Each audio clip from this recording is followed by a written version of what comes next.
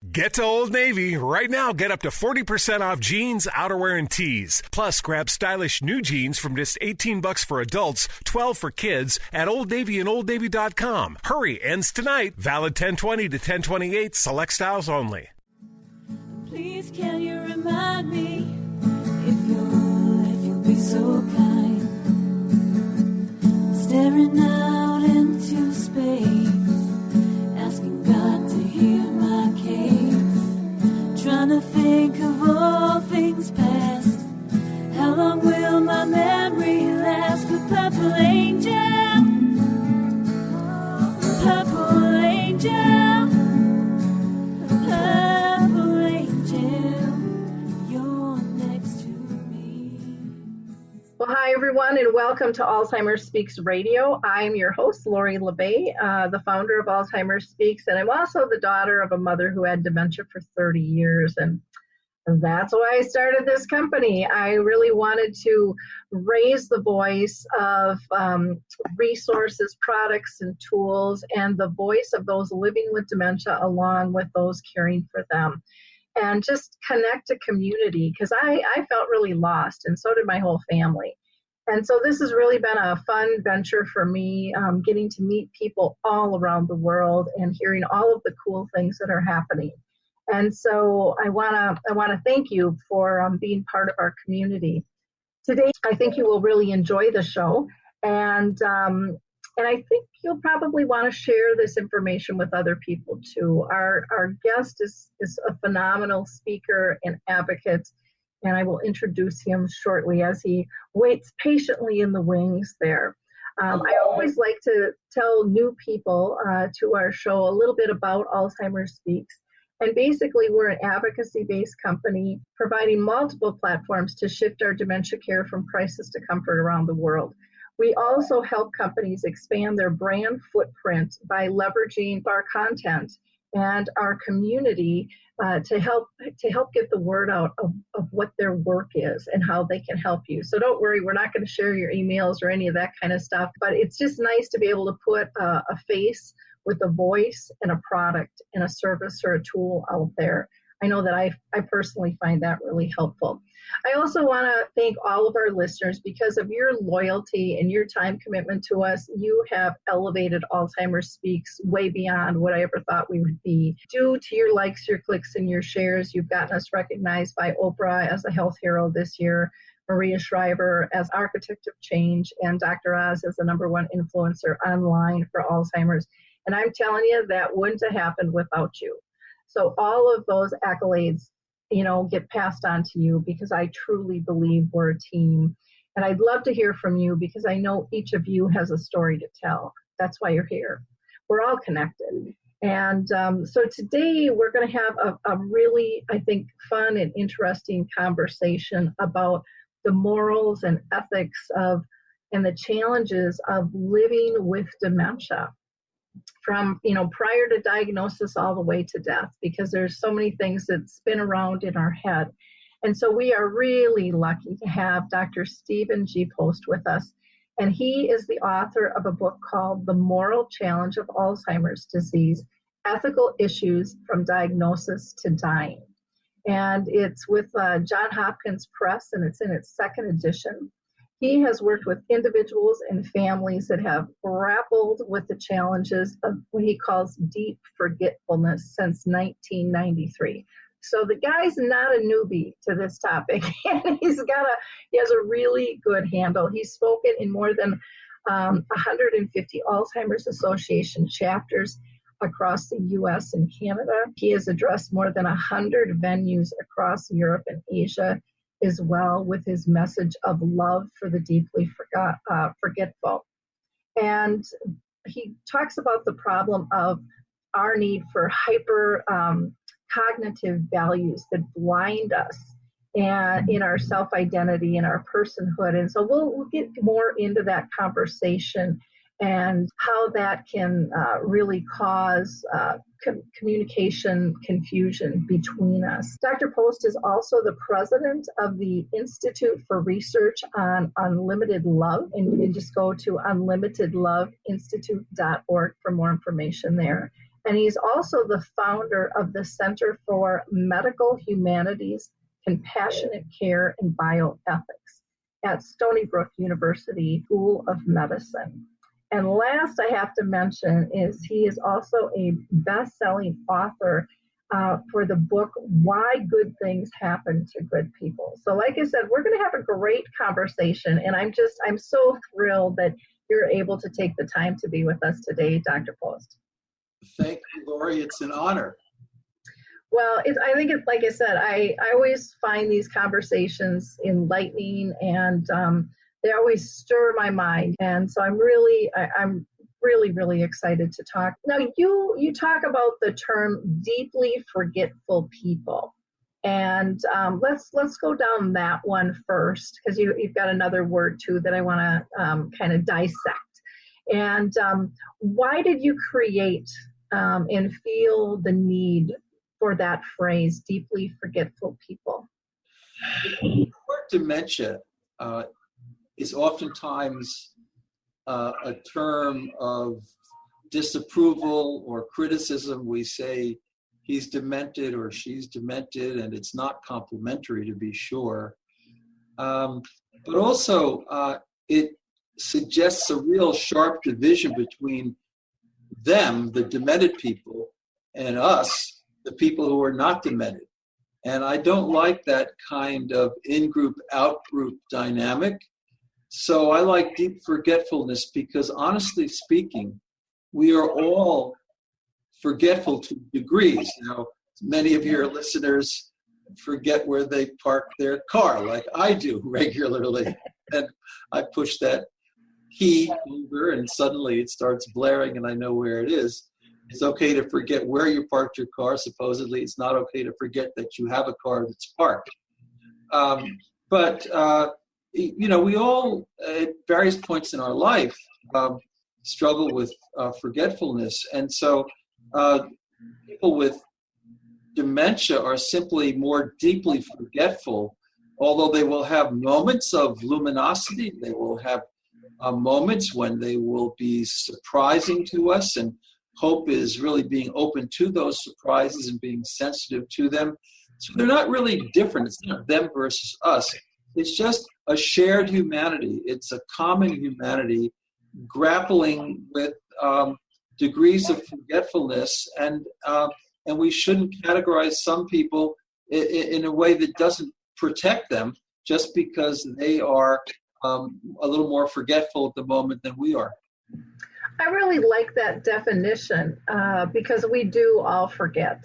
And I know when I address crowds, I'll say, how many people have ever forgotten something? And they go, oh yeah. How many people have forgotten something today, in the last hour, and then they just kind of all laugh because it is something normal that we do, but it's to the degree that differentiates it. And so I think it's important to acknowledge that. So thank you for defining that. How about hypercognitive?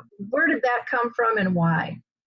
Well, I wrote The Moral Challenge of Alzheimer's Disease in 1995, having traveled around the country to really at least 100 different Alzheimer's chapters with Steve McConnell and some of the old timers. And it just occurred to me that the reason why we don't make room for people who are deeply forgetful in our lives and in our communities is because we have hypercognitive values. What we value in a human being is their ability to make plans and carry them out rationally. We want them to be economically productive. We want them to be cognitively intact.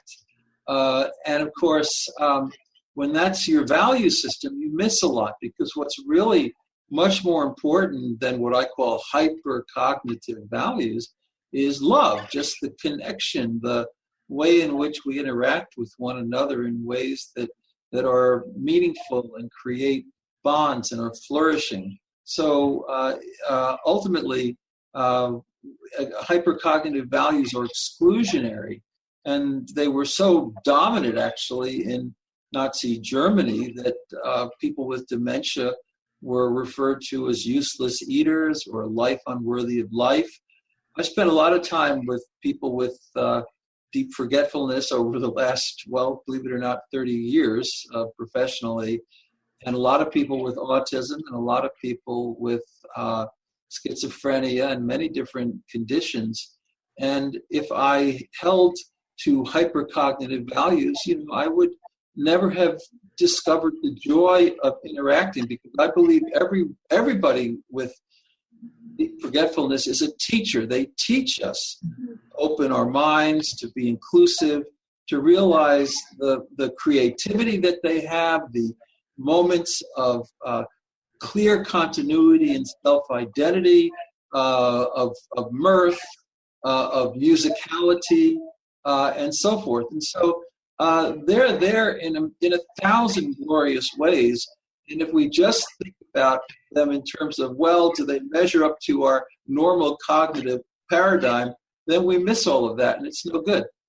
Yeah, I agree with you. I think they are massive teachers. And, with my journey with my mom, I always thought I had an understanding of unconditional love, but I didn't realize the levels of unconditional love, that as she declined more, it was spiritual. I mean, it just became, that's the only way I can describe it, because you can't even put it into words, because there was such a connectiveness that would have been and could have been totally overlooked and just, shunned as, oh, she's just that shell of a body.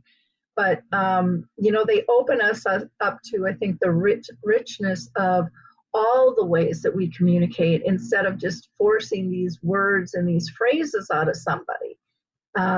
It saddens me when I see that. I understand it because I was there, and it's an adjustment to learn to communicate in a different fashion, even though we all pretty much know the value and the importance of nonverbals. We all have felt it when somebody's walked into the room and it's changed everything and not a word has been spoken.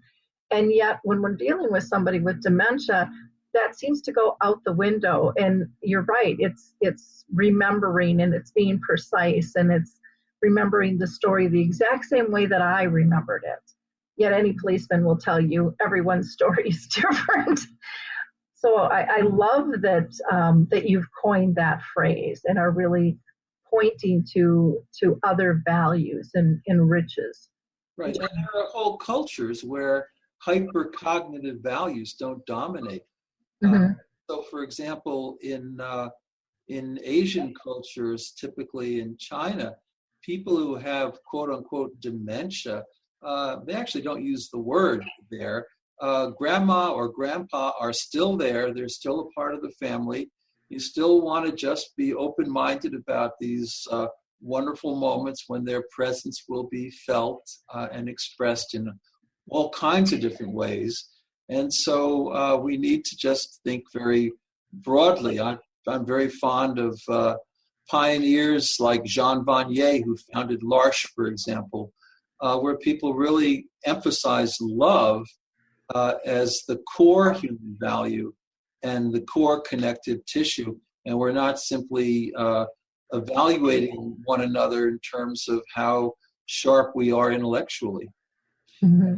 Philosophers bother me because they say that if you don't have procedural rationality, and if you don't lay out plans into the future and operationalize them, somehow you're not a person in the full sense. You're a non-person. And as soon as you're a non-person, somehow you become vulnerable, and that's a real problem. Yeah. Well, I know for myself, I have a conflict a lot of times just with medical models or academia models, because it's from A to B to C to D. And I've just found that you have to be fluid, in life, and with people with dementia, it reduces stress on everybody's part. It opens your mind to learning different ways and looking for different things, and really having the goal at hand versus the process to the goal. Yeah, so I'm not a big fan of stage theories. Because the bottom line is, if you've seen one case of deep forgetfulness, you've seen one case. Mm-hmm. Actually, now more and more professionals are speaking about the so-called Alzheimer's spectrum, a little bit more like autism, which is to say that there's no great generalization that you can make. I've known many cases where people who you might have thought were long since, quote unquote, gone, came back. That's why music and memory is so inspiring around the country. You may see several minutes when someone is more aware of who they are, and then they'll fade. But to the caregivers, it's a eureka moment because they realize, no, I'm not caring for a shell, a husk, etc. But grandma is still there underneath it all, and so I'm always wanting to communicate with people and look for little signs that they're trying to convey to me. And if I just think, well, this is a intractable progression from point A to point B to point C, I miss all of the richness of the individual experience. Yeah. What do you think about the word behavior? Because that's one I want to toss out the door. And, I personally think that we need to look at them like signals and clues as to why they're reacting the way they are. But that seems to be an issue. It doesn't fit in this mold, so we're going to call it a behavior. And that's used a lot in the world of dementia.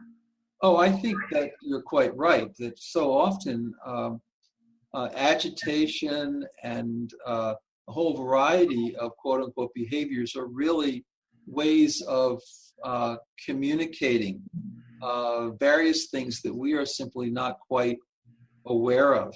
There's a wonderful psychologist at Georgetown named Stephen Sabat who's written a lot about this.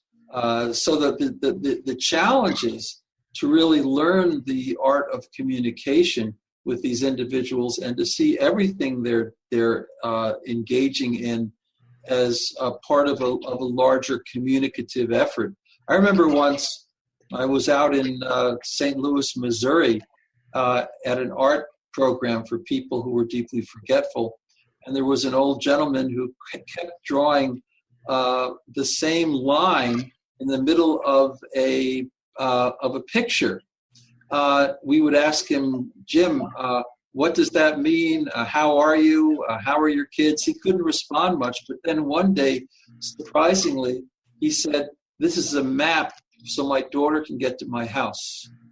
And in people with dementia, and the psychiatric literature is very clear about this, there's all kinds of examples of so-called terminal lucidity, people who somehow, say thoughtful things in their last hours. There are many ways in which we need to be open to surprises, and that's what I like to think of in terms of hope. What is hope among the deeply forgetful? Well, it's being open to surprises and never being closed-minded about what might actually happen. Yeah, those are such big gifts when they happen too. I mean, just so touching and so ingrained in you, in your humanity. I mean, that you'll never ever forget those moments. I mean, they can be really small, they can be really funny, they can be really short, but they're always profound, and they bring us back into the reality that you don't really know what's going on with me in here. So over the years, I have a little bit of a background. I'm a psychologist and a philosopher, but I have a little background in pastoral care. And grandkids have always been asking me, "Is Grandma still there? Is Grandma still there?" And I've never had the audacity to say no. I always say, "Of course she's still there." Mm-hmm. The communication process isn't so good right now, but underneath it all, she's there, and you can connect with her with a smile. You can sit and look at her and call her by name and hold her hand, and she's there. And don't be surprised when on a good morning she responds to you. You can see it in Alzheimer's poetry programs. In Brooklyn Heights, there's an Alzheimer's, well, it's actually a remembering center. And you have these Alzheimer's poets who can sit there with a group of 30 or 40 individuals who are really not communicative, but simply by engaging them in an animated way with, say, a well-known poem like Robert Frost's The Road Less Traveled, most of them will chime in, and they'll even get up and they'll be dancing. And you see them, by the way, dancing and music and the Alzheimer's choirs and all these things. The symbolic presence, neurology says that the symbolic part of reason really is there until the very end. And so that's why people can still hold a rosary bead in their hands and find it meaningful. There are just so many ways in which individuals and their core I-ness, their core self-identity are there. And we just need to be a little more creative and a little more open-minded. And we need to invite ourselves into their worlds. And don't you think we have to get comfortable with silence? To me, it's always this, you got to have a response, and we don't give anybody even time to respond, and we're so uncomfortable with quiet. And yet I always tell people, how often do you just like to sit next to a loved one, hold a hand or touch shoulders or just be in their presence, and nothing, and it brings you comfort. Why can't you go there? Why can't you remember the grace of that? Yeah, I really like presence and silence. Most of us were so caught up in time. I'm a Clevelander, but I've been in New York on loan for 10 years. And I've discovered the New York strut, which is racing from point A to point B and stepping over people on the streets, to be frank. So there's a callousness to it, and we're really caught up in that linkage between past and present and anxiety about the future. People call this the age of anxiety. They've been calling it the age of anxiety for about 60 years. And it is that. Anxiety levels are through the ceiling. And people write best-selling books about living in the now, right? And all the spiritual folks buy these books. Well, actually, if you want to live in the now, if you want to get free of temporal stress and just live in the now, one of the best things you can do is hang out with somebody who's deeply forgetful, because you really don't have a choice. And I'm all for that. So there is something very peaceful and almost meditational, but it's difficult for people to recognize that they don't have to be caught up in doing. They can also just be. Yeah. Well, I always said with my mom, she was like the safest place for me to go, because she didn't judge. She didn't have that need to judge. She just was accepting of whoever. And when you were talking about the grandkids and, is grandma still there? I'll remember more than once where we would have a big get together, and the little kids were playing under the table like they do. And my mom would be napping, she's just too tired. And then you would hear her giggle, and right after she giggled, they popped out under the table. It's like her energy knew that they were coming, and she was so connected to that. And it happened repeatedly, and we would just watch in amazement how she was so connected to them. I love the intergenerational schools on this note. There's one in Cleveland that Kathy and Peter Whitehouse started some years ago, and now there's one up in Westchester County. There are actually quite a few around. So you've got the first graders and the second graders, and then in comes a dozen or so people or more who are deeply forgetful, and they can spend 2 or 3 hours together very successfully. The deeply forgetful people love interacting with the kids, and it oftentimes brings out a lot of their abilities that you were surprised to see. And of course, the kids, they don't really have much insight into whether an elderly individual is forgetful or not. It really doesn't matter to them in the least.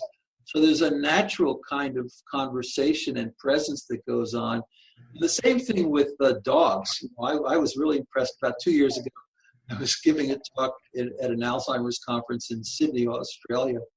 They have a big Alzheimer's dog program. They're very trained helper dogs over there, and they do that in Scotland too. Everybody with Alzheimer's disease in Scotland gets an Alzheimer's dog. Mm-hmm. It's a beautiful thing. So one afternoon, about 250 individuals with dementia in Sydney, with their dogs on their leashes, and these again are well-trained dogs, so that everything works out. They're very comforting and very present. They walked down the main drag in Sydney, past the cathedral and past the hospital, and people were kind of Google-eyed because they couldn't figure it out. And a guy got out of his taxi, pulled up his taxi next to me, and he said, "Hey, what's this, man? These dogs, they're for blind people." And I think actually everybody in America who has dementia could probably benefit from having a dog. It's a wonderful, wonderful thing to have a dementia dog, and I'm all for it. So we need to move ahead on that.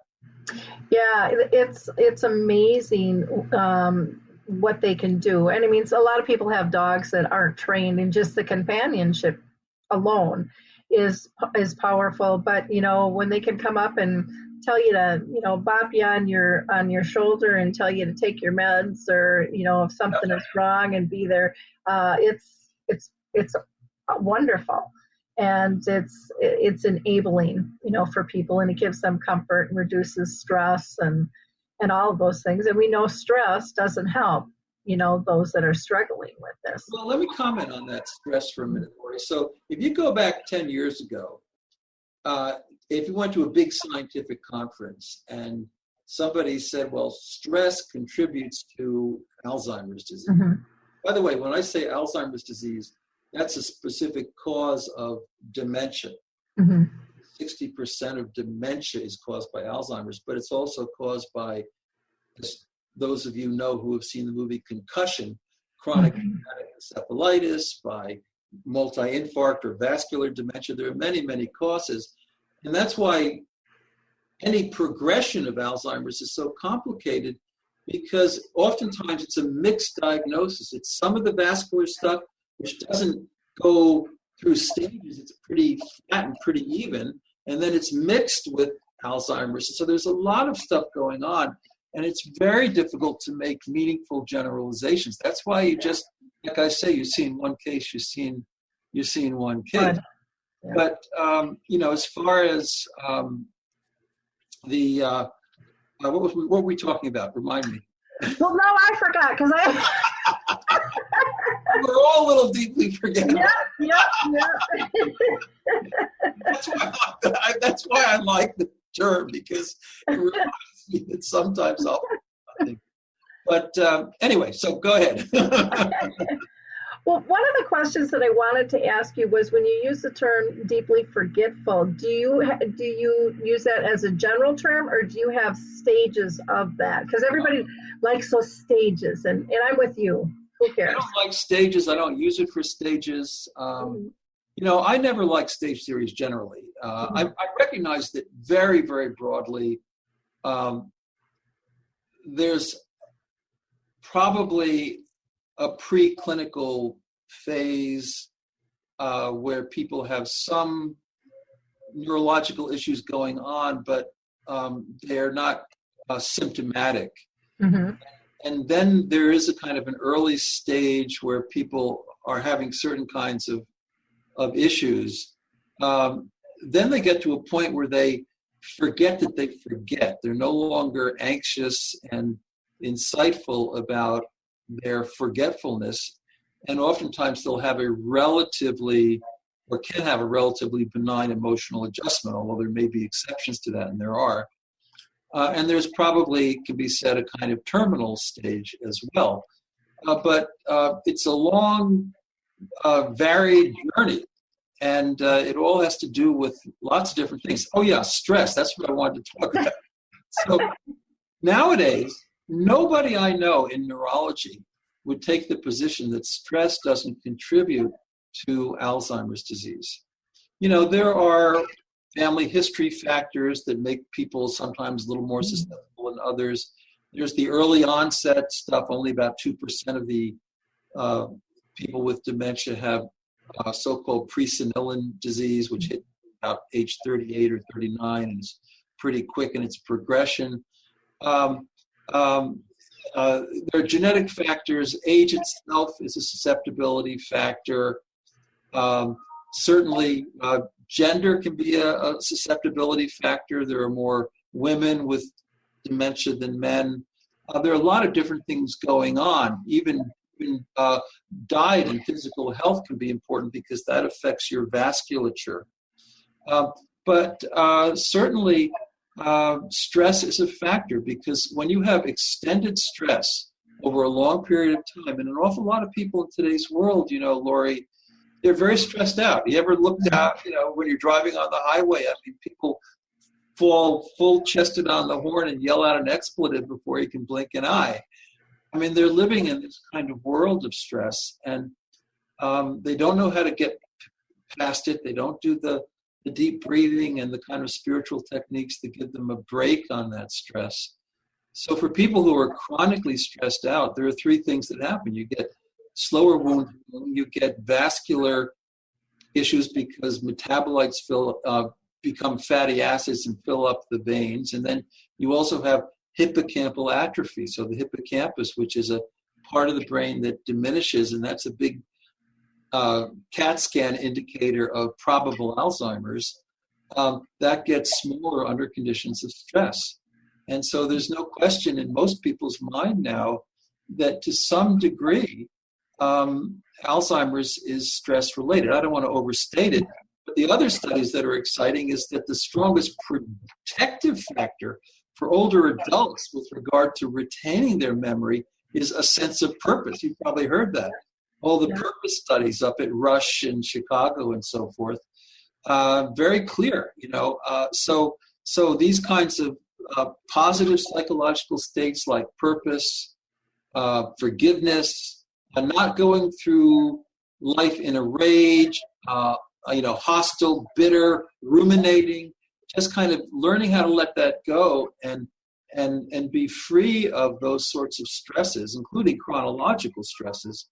That's all beneficial. Mm-hmm. Yeah, I totally agree. I remember when I went through a divorce like 10 years ago, and I was just in that overwhelmed state. Even though I wanted the divorce, there was just a lot of stuff piling on. And I'll never forget the day my water heater went out. My brother came over and he was fixing it. He said, "Go get me a wrench." And I'm a girl who has my own tools, always have. I didn't know what a wrench looked like. I went upstairs and I went to look, and I'm like, I don't know what a wrench is. And I had to go down, and I brought him a piece of paper and I said, "Can you draw me a wrench?" And he looked at me like, "Are you nuts? You have your own power tools. You always fix stuff." And it made me really realize what someone with dementia or who is deeply forgetful, what that must feel like on a daily basis. And it only happened that one time to me. But I'll never ever forget it, because I couldn't visualize. What they talk about is someone telling them to take their pills and looking right at them and not knowing that's that. It's like, I get that. And it's this emptiness and this overwhelmingness of letting somebody else down because you don't know. It was just an unbelievable moment. Yeah, well, stress and also depression and so forth was called pseudo-dementia, because you'll get these moments in stress and you really do lose normal memory, and then it comes back. So it's not really dementia. Technically, dementia is irreversible, although I must say that people now talk about rementia and music and memory and different kinds of activities. But for sure, when you have an experience like that, like you had, that's why I like to say, again, deeply forgetful. I realized that there are probably hundreds of times in my life when I've had a moment or two, and it kind of is spooky in a way. But if that was what you were experiencing a lot of the time, not all the time, but a lot of the time, because again, the continuities are there. People who are deeply forgetful will still have moments of luminosity. The thing I wanted to say for all the caregivers out there, and this is maybe the message that is most meaningful to me, Alzheimer's disease is not a biological disease.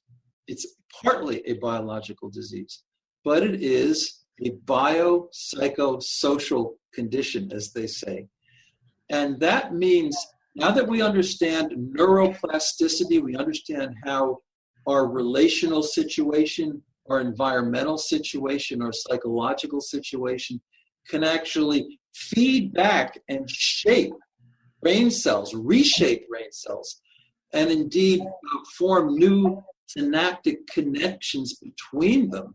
That means that however many times people show these brain scans and the glossy, glowy pictures, the bottom line is that it's not just biologically determined. It's also determined in part by the kind of world that we create for these deeply forgetful individuals, because that emotion, that feeling they'll have, the diminution of stress, the acceptance they'll feel, the invitation to be who they are, that will actually feed back directly into their brain and affect the way the brain acts under these conditions.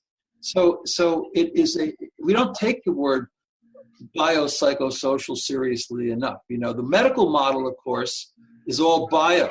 So we want to throw a cholinesterase inhibitor at these folks and do these kinds of things. I'm not going to get into that. But I'll tell you one thing. I knew one of the greatest neurologists in American history, Joseph Michael Foley, who was a co-founder of the National Alzheimer's Association and who hired me in 1988 at Case Western as a young assistant professor to work with the deeply forgetful.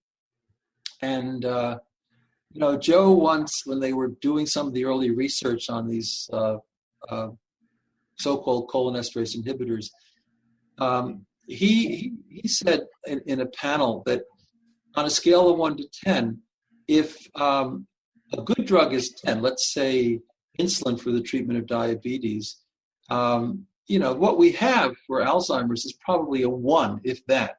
You know, it's just not overwhelming. It's not doing a lot of good. And you're still, you know, Peter Whitehouse, who actually has credit for discovering the whole biological basis of these medications, he says it's like treating a brain tumor with aspirin. Aspirin can help in a few symptoms, but it doesn't have an effect overall. Mm-hmm. We don't have anything that has an overall effect yet. And if you take something like music and memory, where people actually sort of come back temporarily into who they are and they get rhythmic and they can converse a little bit and salute the flag and whatever it is, you know, that's probably a 7 on a scale of 1 to 10. That's probably a 7. And so what we've done is we've forgotten just how much our interactions, the ways in which we support the deeply forgetful actually is part of the process and will affect progression to some degree. Well, I could talk with you all day because I'm so in sync with what you're saying. And it's nice to see that there are more social programs coming into play and the creativity, because I think that's one of the things sometimes when we get sucked into a box of this is the way it must be, we lose our creativity. And you see, you know, like you talked about, you know, the singing voice choirs and the music and the arts and the poetry and the if it's knitting or painting or whatever, we're losing that creativeness. And people, I think, so often say, well, you know, they can't do that. They can't do that. Well, we're not allowing them to do that. Have you ever heard of Humanitides? Yeah. Because they do some cool stuff in terms of getting people, you know, back into thinking and believing that they can do some things that others have told them for years they can't. I think of dementia along the lines of a disability model, right? Mm-hmm. These are people who are differently able. That's all it is. They are differently abled. And if you get really good with them and if you can connect with them, you can do reasonably well. Of course, there are always going to be challenges, and I don't want to understate those challenges. They can be very logistically precarious, you know, mm-hmm. and you can run into all kinds of difficulties. But in general, deeply forgetful people have a kind of presence about them that I find to be almost beautiful and even luminous. So my wife, Mitsuko, is from Kyoto, Japan, which is the center of Zen Buddhism in Japan. They have all these big Buddhist temples. And in Japan, they think of dementia differently. So there's this wonderful book that a caregiver wrote, a woman who was the daughter-in-law, and she was writing it about her father-in-law, because it's a patriarchal system, so she's going to be the one taking care of her husband's dad. Mm-hmm. And, he's got pretty severe dementia, and he defecates on the tatami mat, the straw mats. Now, if I even set the corner of my shoe on the tatami mat, I'm in trouble for a week, right? Because that's got to be clean all the time. So the caregiver is on her knees, and she's scrubbing this tatami mat, and she's really frustrated. She's in tears. She's cursing. And then she looks up, and she sees her father-in-law. And there he is. The sun is shining through the open window, and he's just in the pure present. He's not stressed at all. He's just there in the moment. And the image is meant to kind of evoke this sense that somehow, because he's free of chronology, free of time, that he's found a place, a space in the universe that's kind of special. And 3 years ago, I was invited to Bangalore in India, which is a wonderful place. If you've been there, anyone to India, it's great, big airport. And I was invited to run a conference at the Indian Institute for Advanced Studies. So all these incredible neurologists and Alzheimer's folks from that part of the world were there. And I gave a talk about the value of deeply forgetful people and what we learn from them. And that there's a different kind of rationality than just being able to think in a forward way. There's the symbolic rationality where we can connect with certain symbols and voices and things in our environment that are sort of part of who we are.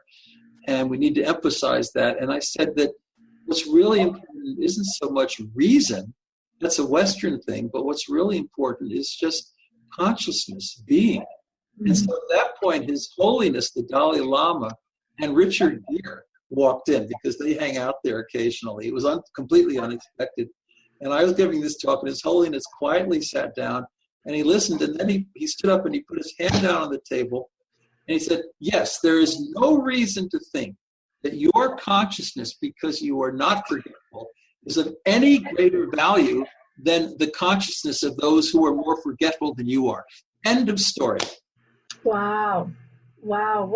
That is neat. I also like the word that you used, or the phrase, differently abled instead of disabled. That's just so powerful, too. Do you know that there are people with diagnoses of Alzheimer's disease who are the psychiatrists use the term disinhibited. So I've known people with Alzheimer's disease who had no artistic gifts that anybody was aware of. Okay? Uh-huh. They get demented, and suddenly they turn out to be pretty decent artists. I mean, there are actual case histories of this that have been written. And I knew a fellow in Cleveland, because I spent many years in Cleveland working with this population. There was a fellow who'd been known around Shaker Heights as a pretty nasty guy. I mean, he was really rough on the edges. He becomes demented, and suddenly he's altruistic. Mm-hmm. And every morning he's riding shotgun in the van, and he's going knocking on doors, and he's cordially and gently helping people with dementia into the van and bringing them to that Foley Elder Health Care Center for their art programs. It's really quite interesting. The great artist Willem de Kooning was a very anxious guy. He had a lot of fist fights in front of bars in Greenwich Village. He gets diagnosed with dementia. His work is so intense and so anxious and so difficult to even look at. And suddenly he's painting peacefully. He painted for 13 and a half years with a progressive dementia. And his work was like Georgia O'Keeffe. It was beautiful. It was light. It was free of anxiety. He was in a completely different spiritual space. And he painted for 13 and a half years. He had a home helper with him, you know. He was a quote unquote live alone, I guess you'd say. And then he passed away. And there was a big posthumous exhibit of his work at the Museum of Modern Art. And some of the critics, they said, oh, he was a shell, he was a husk. He was an embarrassment compared to what he was. And there was one reviewer I really liked. And she said, wait a minute. This is a guy who had Alzheimer's disease for 14 years. And for 13 and a half of those years, he knew full well who he was. He would just rise up sporadically. He'd dip a brush in paint, go up to the easel, and he would paint these incredible things. And of course, he loved his dungarees because he still identified symbolically. So that's what I mean when I say rationality isn't just procedural. It's about the symbols of who we are. The paintbrush in his hand, that pair of dungarees. And so, you know, what do you do when you're going to get in a shower? Well, that's a challenge, but actually, you know, it can be managed. Like if you know, when he takes off his dungarees, well, then you have another pair just like them with the same paint stains, and you give him those, and then you put the other one in the wash. I mean, they manage pretty well. But the point is that this creative who-ness is still there, even if we can't operationalize plans in a kind of normal, temporal, future-oriented way. Mm-hmm. Well, what a beautiful story that is, too. I think, you know, to me, part of it is that they, you know, they've lost their filters and they don't really care what anyone else thinks anymore. You know, so they're not trying to be pigeonholed. They're just very authentic. And that is beautiful, and it's too rare. You know, we need more people to be truly who they are. Yeah. And I think the world would be a lot better off. I do have to ask you, because we really haven't gotten even into ethical issues per se. We've used a lot of the vocabulary, and I think it's there. And I want to be appreciative of your time. But can you tell us maybe a couple of the biggest ethical issues that you see as the progression of dementia occurs and what people struggle with? Well, you know, the biggest issue is, there are many, many issues, but the biggest issue to me remains exactly what we've been talking about. Mm-hmm. How do we include the deeply forgetful in our vision of a shared humanity? Think about Norman Rockwell's The Golden Rule, with all these people from every age and background and color and religion, and there they are. Love thy neighbor as thyself. How can we really be inclusive? And that means we need to get rid of hypercognitive values and all these kinds of exclusionary assumptions, and we need to really be radical in our affirmation of a shared humanity. Because here's what happened in Nazi Germany. In 1939, talk about ethical issues, they had a program called T4, which stood for Tiergestrasse 4, 4th Street in Munich. They took about 35,000 people out of institutions who were diagnosed with dementia. And over the year and a half, they let them freeze group by group in the snow, in the ice, in the cold water at night. This was the beginning of the hypothermia experiments, which, by the way, the Center for Hypothermia Research is in Duluth. In Minnesota, here. because people show up in the winter frozen to death. So anyway, but it was a terrible, terrible thing. And the interesting point is that these folks were not discriminated against groups. They were not people of color. They were not gypsies. They were not Jews. They were not gays, all the ones that were discriminated against for these horrible reasons. But these were just people who were Aryans, but they were deeply forgetful. So they were left to freeze, and they were frozen to death. And they would be brought back into the asylums and thawed out at different temperatures and different mediums, hot air, hot water, and so forth. And the Nazis said, well, we need to know at what point it becomes futile to send rescuers out into the waves of the North Atlantic to save downed pilots. Well, the German people reacted against this, and T4 was stopped after a year and a half.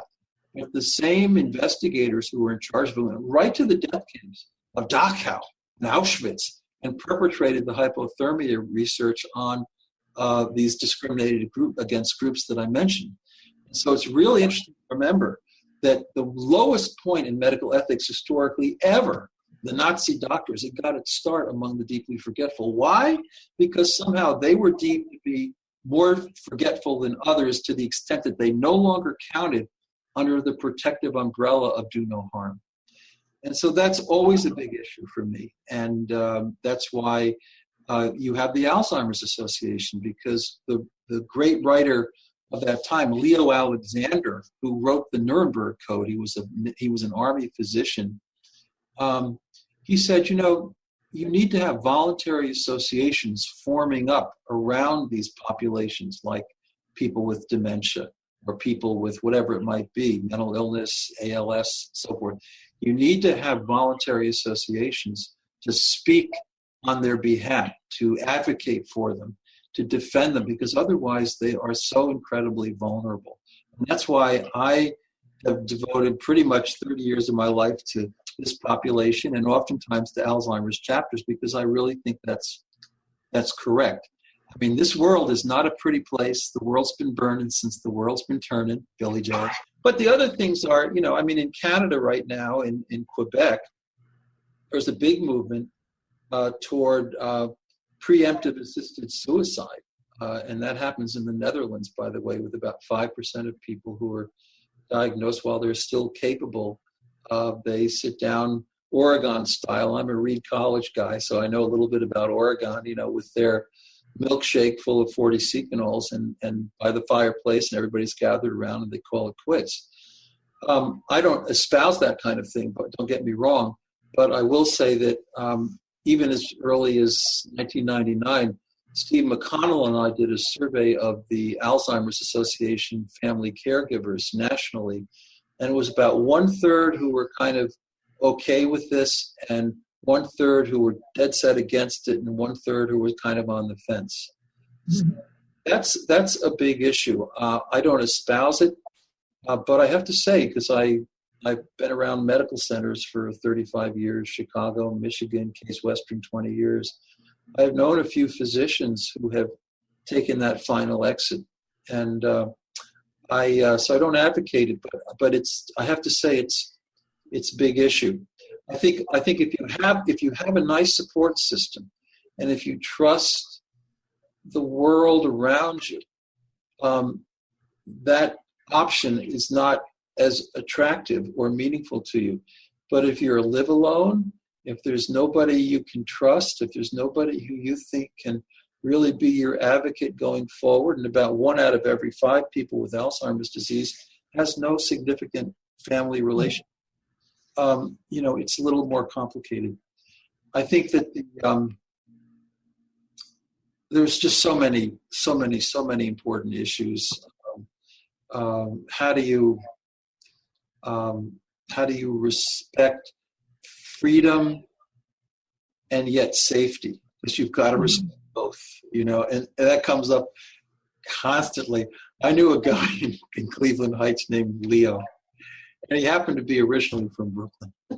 And he said, he had dementia, but he was agnostic about it, or he had what they call agnosia. Mm-hmm. But he was fine. He goes, I'm fine. He wasn't fine because if you asked him the same question 30 seconds later, you got a complete reverse answer.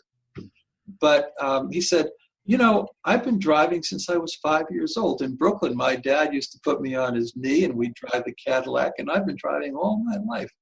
And so his wife, who would take the train into Cleveland and leave Leo at home on his own, he was driving and getting lost and getting in trouble, so she finally had to hide the keys. And he knew how to hotwire a car because he was from Brooklyn. And eventually she had to undo the carburetor, because at that time cars actually had carburetors.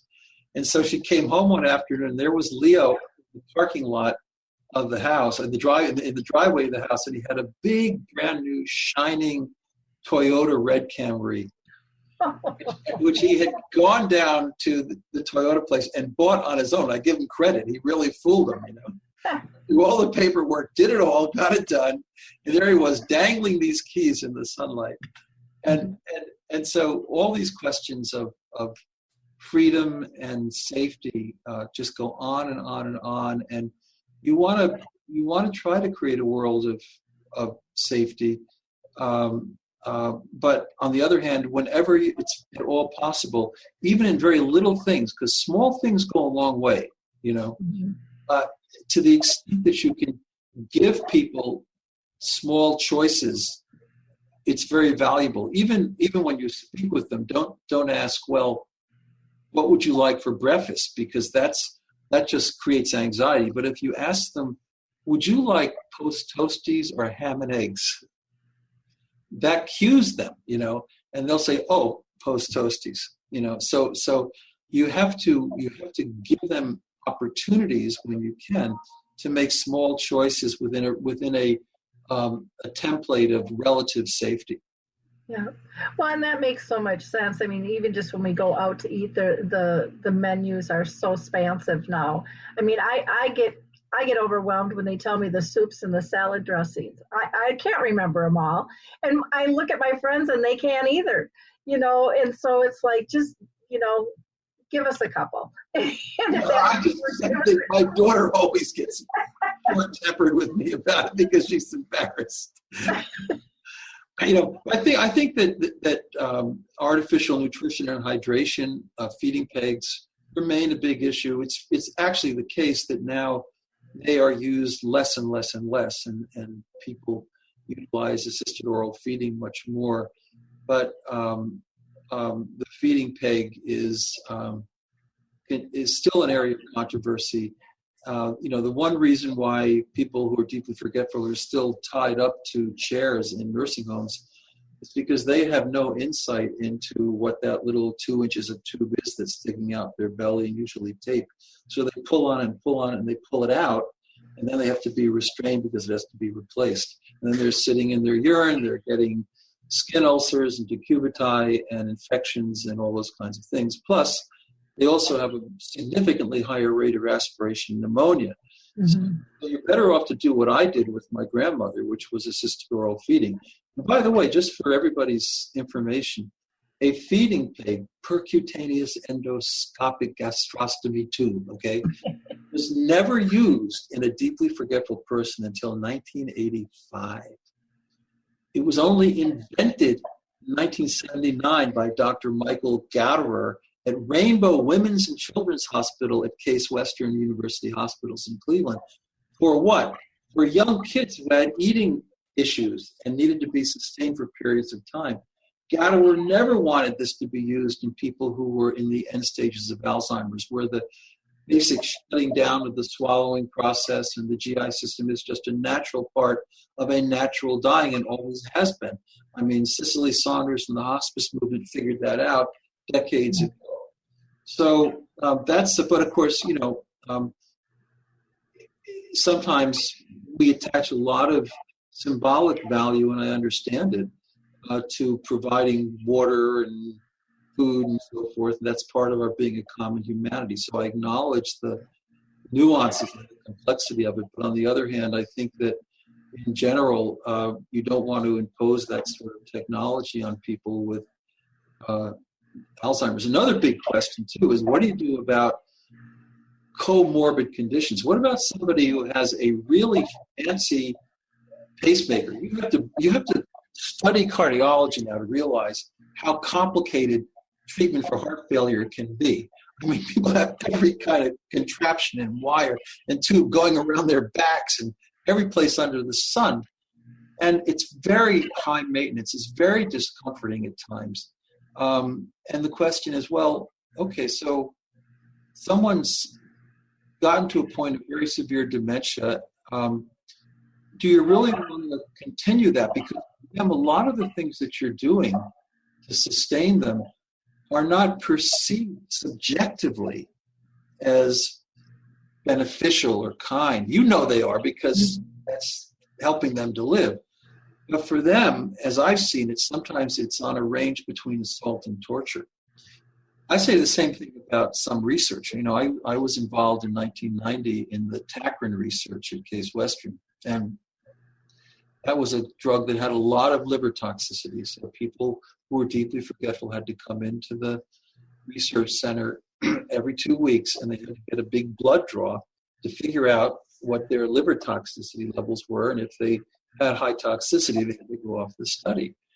Well, the National Institute of Health defines minimal risk as, okay, a needle in the arm is just sort of ordinary risk. It's not high risk. It's okay. Objectively. But subjectively, if you've got dementia and you see that butterfly needle coming to your arm, you don't know what's going on. And I've seen people flail and scream and yell and dissent. And even still, honestly speaking, and I'm not being happy about this, you'd say, well, let's give them a rest, give them a few minutes, and then we'll kind of bear down and do it anyway. And that's what happened. But you have to realize that some of these technologies, now, treating diabetes, it's not overly complicated in the sense of being extremely interventionist, but even something like that can be surprisingly burdensome for someone who's deeply forgetful. So we have to kind of think a lot about how our attitudes towards these underlying conditions that may have been around for years, even before, the actual onset of dementia, how we want to think about them.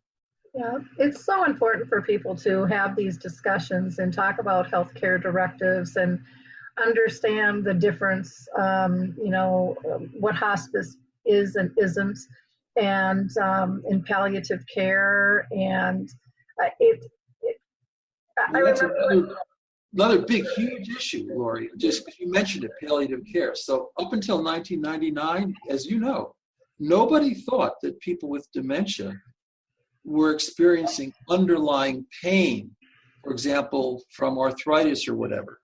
So if someone was in a nursing home or in a hospital screaming out loud and everybody could hear it and were alarmed by it, we would say, well, it's just the dementia. They've got Alzheimer's disease. But then in 1999, thanks to Greg Sachs and his work at the University of Chicago, we decided that, they actually have lots of pain, just like most older adults have chronic pain. And suddenly, we started treating it effectively, and people developed the pain AD scale, a pain scale which you can use very easily in just a couple of minutes by observation for people with Alzheimer's disease. So now we use palliative care for them. But it wasn't until, it's not long ago, that's less than 20 years ago, that we figured out, hey, wait a minute, these people can experience pain, and it's not their dementia making them act in these crazy ways. They actually have pain, and we can do something about it.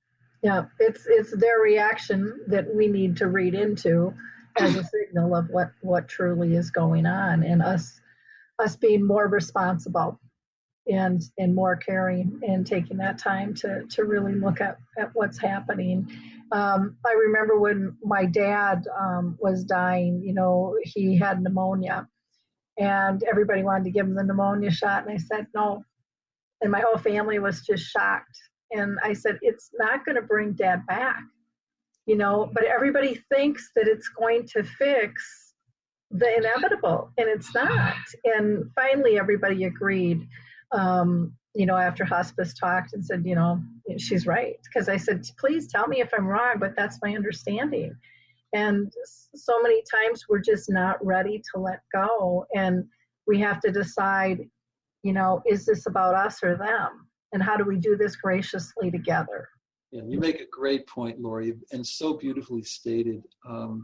Antibiotics, that's another thing.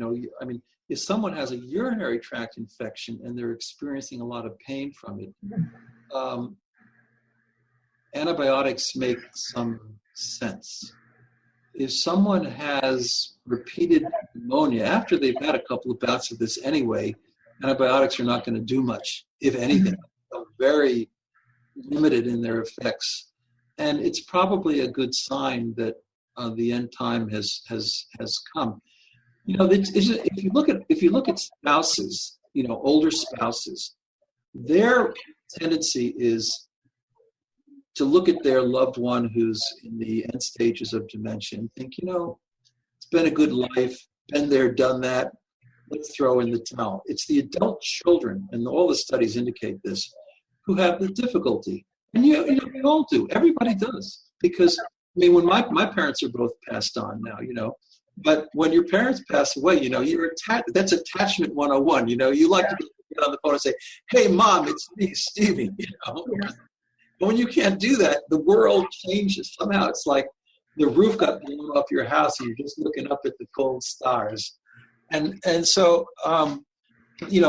adult children naturally have this feeling that they want to hold on to their parents. And so a lot of times I've found myself in situations where I very empathically talk with the adult children, and I discuss the fact that X, Y, or Z is really not going to be helpful to them.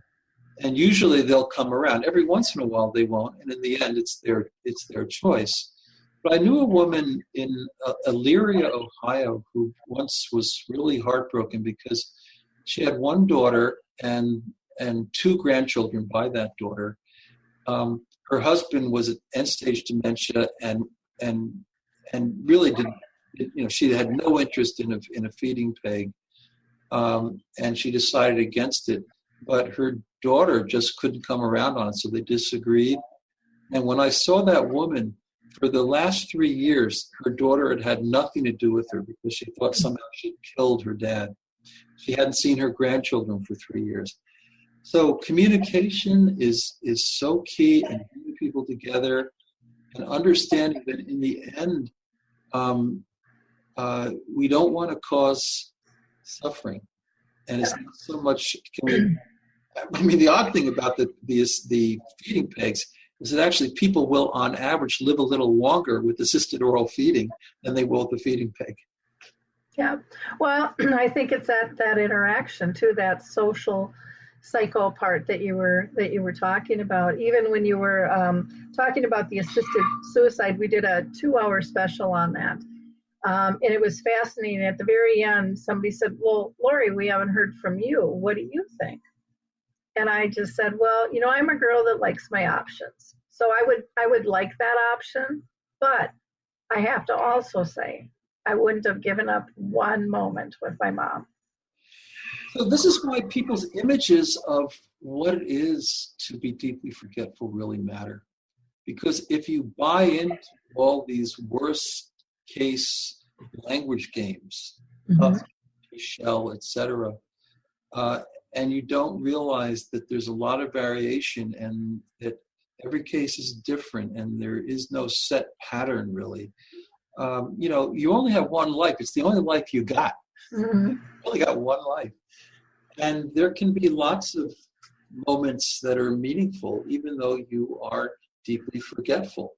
Okay, and so if you're throwing in the towel preemptively, you're making, that's a major decision, and you really need to think about it. Having said that, I would make the case that if you look at Oregon and if you look at Vermont and a lot of different places, you can have assisted suicide if 2 doctors determine that you're going to die within 6 months, that you're lucid of mind and therefore competent to make a choice. Well, that's designed for people with, say, pancreatic cancer, right? But if you have a progressive dementia, you may not be going to die for 20 years, because the range is so varied, but you'll have lost your capacity to make a decision. And so by those rules, by those legal structures, you're actually discriminated against deeply forgetful people. And that's why up in Quebec, they're doing this big program up here. And I think they may actually, again, I don't agree with this stuff necessarily, but I understand that they're actually having euthanasia by advance directive. You could say, well, if I get to a certain condition, I want to call it quits, and I relinquish that to others. But it's a very challenging thing. When I was at Case Western, we had, this will make you laugh, this is 1989, we had a opening for a professorship in medical ethics at the medical school. And we got an application from Dr. Kevorkian, who was up north, right? He was up in Michigan. And his first subject, Janet Atkins, was someone with Alzheimer's disease. And she'd gone up to the University of Washington and been on an early tackroom study, did nothing for her. She was a member of the Hemlock Society. So she, with her husband and the support of her 3 sons, comes to Flint, Michigan, goes behind that old Kmart, gets in a Ford van, and there's Dr. K with his Mercitron machine, language being everything, pushes the butterfly needle in her arm, and it's assisted suicide because she pushes the red button that allows the poison from the third sac to flow into her veins. Now, actually, assisted suicide was not legal, but the laws were unclear up until that time. They were later clarified, and Dr. Kevorkian got in a lot of trouble. But he applied, and I never felt in my heart that I wanted to blame Janet Atkins. Okay, I'm not going to run around and say, "Oh, this is completely off the chart," and I don't get it, because if you go back even to the ancient Roman Stoics like Seneca, they all said we don't like suicide. But if you're old and you're facing a very difficult situation, lived a good life, that's more justifiable than, say, doning an adolescent who jumps off the roof of NYU, which happened in an epidemic about 10 years ago. So, it's a complicated issue, and it's going to be more and more real. But most of the places currently, other than the Netherlands, just rule out the option for deeply forgetful people who are not yet deeply forgetful, but they see it coming. It's complicated. Yeah, it is very complicated, and I think it's something that we have to talk about. We had one friend of mine who has dementia said, he's very much for the assisted suicide or taking his own life, and he doesn't want to live like that. He doesn't want to be a burden. And I said, well, what about your family? And he said, I've talked to my wife. And I said, well, what about your daughter? And he says, I'm still the father. And I said, but you are taking an opportunity for her to care and learn and love you on a level. And I'm just saying, maybe you want to talk to her about that. Thank you. Because to me, the whole deal is the silver lining of accepting deeply forgetful people into our lives. And that's what happened to me as a relatively young guy with my grandmother, who, by the way, she liked M&M's chocolate-covered peanuts, and she would have them in a bowl, right?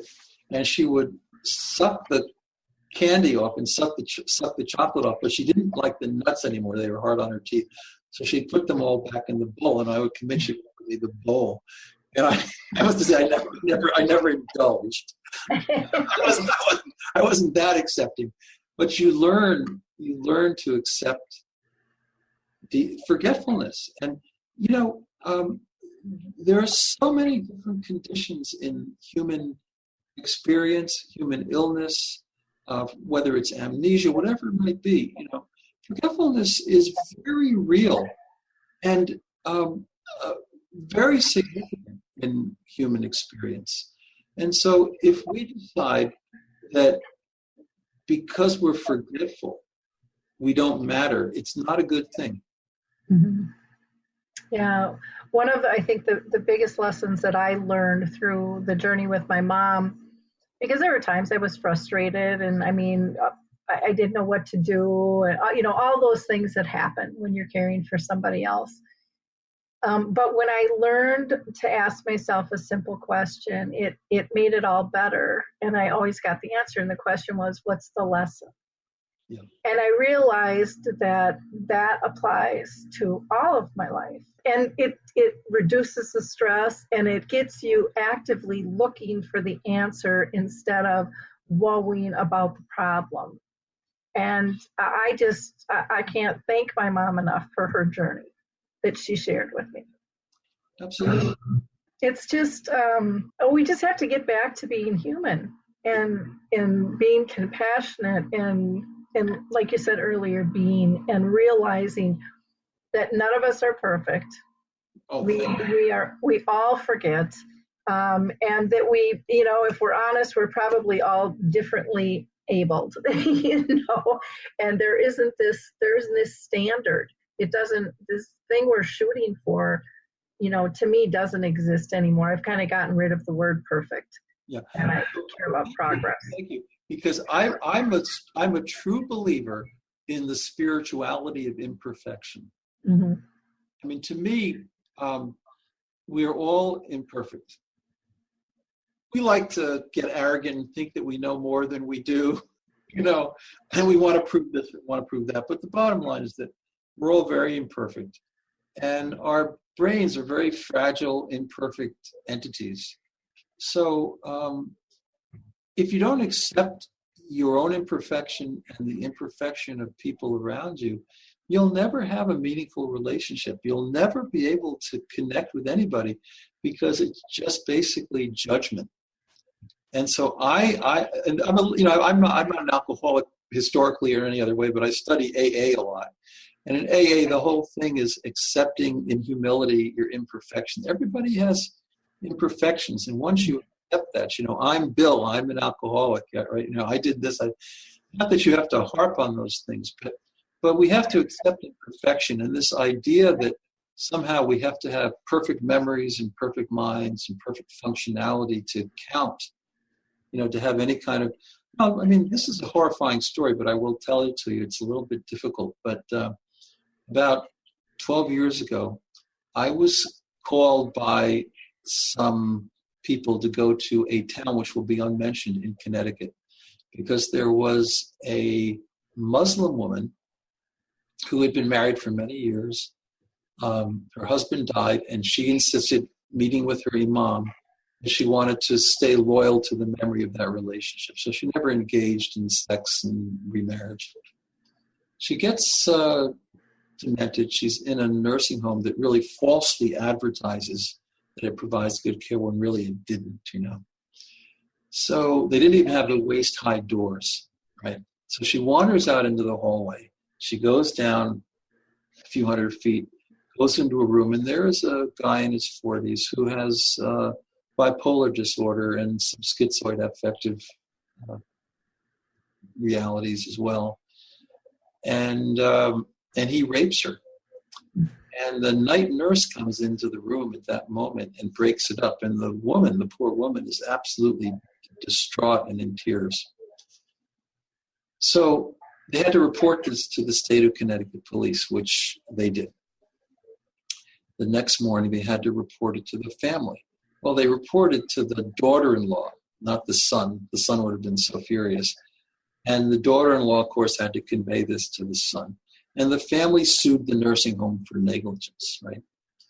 And I was called by the family to give a deposition. It lasted 5 hours. It was sweaty. It was August. Boy, it was horrifying. These lawyers for the nursing home were saying that under Connecticut law, you cannot harm a person who is deeply forgetful. Do you know why? Because she could not retain the memory of the rape. Okay? She could not retain the memory of the rape. And so I spent 5 hours convincing them that a rape of a person who's deeply forgetful is no different than a rape of anyone else with regard to the principle of do no harm. And ultimately, the case was settled on behalf of the family. I was kind of sad about that because I wanted to go to court and become part of case law. Mm-hmm. But, there's still this tendency to really devalue the lives of the deeply forgetful. And that's the ultimate ethical problem. I mean, the little ones, there are all kinds of little issues, genetics. Do I want to get a genetic screening test? What about confidentiality? What about X, Y, and Z? There are all these things that come up. But ultimately, the great moral challenge is, do we have it in our hearts, in our minds, and in our souls to accept the fact that the difference between them and us is not as great as some people would like us to believe. Well, that's a perfect way to end this conversation for people to think about that. That story, it made me nauseous, that people would go to that point of saying they can't feel, they can't know, they won't remember, it's not important. It's just like, oh my gosh, thank you for standing up for that. Oh yeah. I took a plane home to Cleveland that afternoon, and I took like a half-hour shower because it was just so hot and so sweaty and so ugly. But we did win the case. Wow, that is just, it is just so sad. And if that would have become, case law, that would have opened the door to just so much more ick. It just would have been horrible. Yeah, absolutely. Unbelievable. Well, thank you, Stephen, for taking so much time with us today. I do want to point people to your website, though, Stephen G. Post, and that's Stephen with the PH, so STEPHEN, and then G, Post, POST.com, or his email, post@stephengpost.com. And we also have listed your mailing address you had given me as well. That's listed on the website. Again, thank you so much for your time today. Again, spread the word of Stephen's work, because he's doing amazing things. And if you need a keynoter or a trainer, give him a jingle. Don't forget about his books as well. Go to his website, stephengpost.com. Thanks, everybody. Bye now. Bye-bye. Get to Old Navy. Right now, get up to 40% off jeans, outerwear, and tees. Plus, grab stylish new jeans from just $18 for adults, $12 for kids at Old Navy and OldNavy.com. Hurry, ends tonight. Valid 10/20 to 10/28, select styles only. Get to Old Navy. Right now, get up to 40% off jeans, outerwear, and tees. Plus, grab stylish new jeans from just $18 for adults, $12 for kids at Old Navy and OldNavy.com. Hurry, ends tonight. Valid 10/20 to 10/28, select styles only. Hey everybody, Jared Sebestier, host of Retire Repurposed. This podcast is dedicated to help people transition into fulfilling and purposeful retirements. Retirement is a big life change. In fact, the two most dangerous years of a person's life are the year they were born and the year they retire. Few people could just flip the switch from working a career 30 or 40 plus years, retiring on Friday, without methodical steps to living what we call a repurposed retirement. To listen now, search Retire Repurposed on your favorite podcast platform, Senior Resource, or Life Audio.